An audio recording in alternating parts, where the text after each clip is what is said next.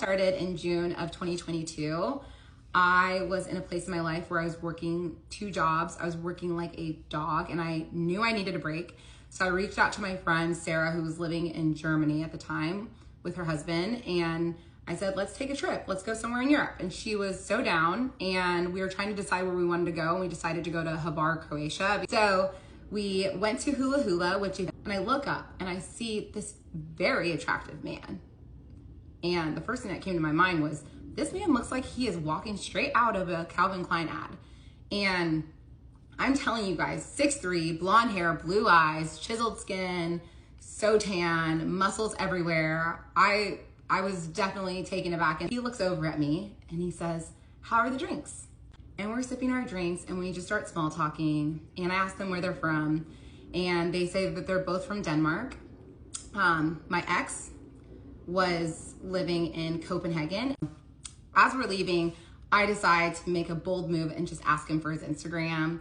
And obviously I'm trying to be a little sly. So I ask him and his friend for their Instagrams, and we exchange Instagrams. We get into our taxi to go back to our Airbnb, and we're literally en route to our Airbnb, and I get a DM from him, and he basically said, it was so nice meeting you. Have fun at Dalmatino. Maybe we'll see you guys later. And we're like on our way to dinner, and he is like messaging me about the restaurant and asking us details about it. I didn't like think anything of it. And I'm sipping my drink and I look up and I see him and his friend at the restaurant. And so the next day we wake up, we get on the boat, and I start obviously posting like all my cute photos. And I was like looking at my Instagram story, and I see he's like hearting every single story, and like he's responded to a couple of them. I am not the type of person that reads very much into activity on social media like that, but it was something that I noticed. It is our last night in Hvar, and he said, what are you guys doing tonight? And I said, we don't really have plans because we didn't.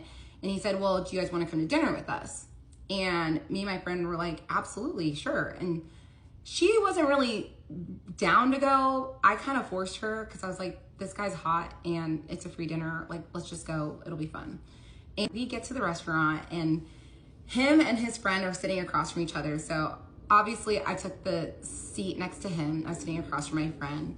And I come up with this idea to play this game where I'm asking his best friend to describe what my ex's type was.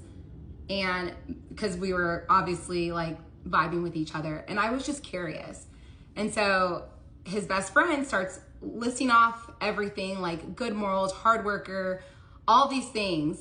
And like, I felt like he was describing me. And I remember I looked at him, my ex, and I said, but I will become a great cook for a good man. And he starts laughing. I remember I put my hand on his leg, and that was the first time in my life that I felt that instant electricity from someone's touch. Like, it literally felt like I was getting shocked. So the next day, my friend goes back to Germany, and I go to Barcelona to meet up with some friends.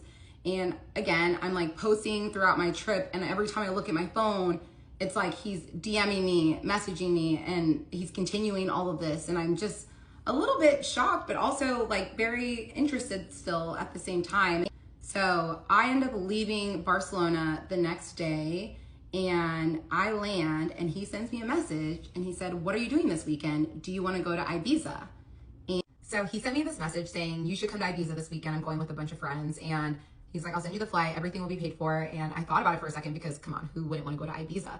And then I thought a couple of reasons why I didn't want to go was mainly because I just bought a Chanel bag. So I was like, I want to work and make more money. And also I felt like this is the type of guy that things come easy for him. And this is not something that's going to be easy for you to obtain. And I didn't want our first weekend to be like just partying together with all of his friends. Like, that's not what I wanted. So I ended up telling him no, but I just ended up saying that I needed to work. And I thought he was never going to talk to me again. But somehow this like lit a fire under him, and he became even more persistent, and he started pursuing me even more. And he was sending me messages like, when are you going to come visit me in Copenhagen? Or I would love to come to Dallas to come see you. And I was just like, who is this man and what's happening?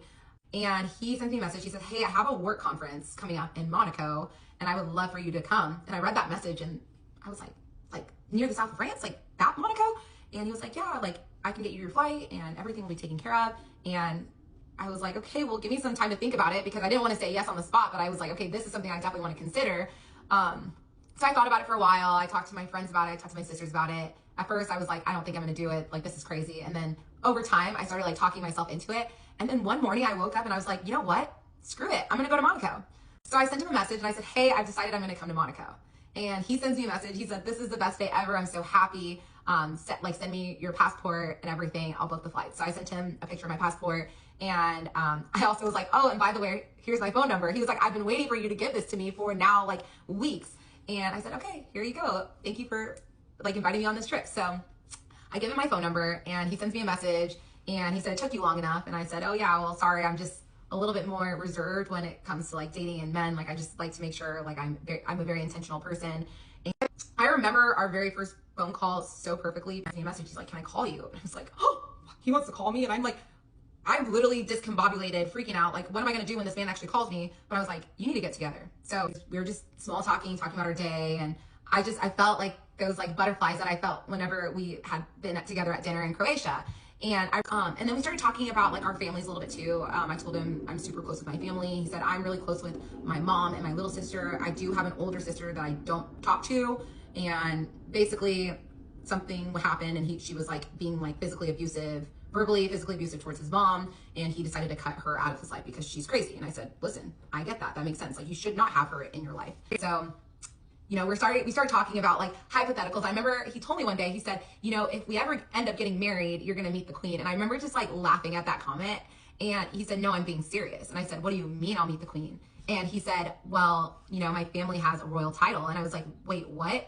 And he sent me this link to this site. It's called the Order of the Elephants. And he said, you could do some research and then we can talk about it. And I said, okay. So I start going through the page that he sent me and I see someone that had the same last name as him, like some old guy from like the 1700s. And I remember taking a screenshot and I said, is this your great great grandpa?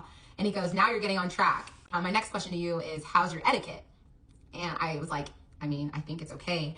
And so I'm sitting here like, who is this man? He's attractive. He has a great job. He has a royal title.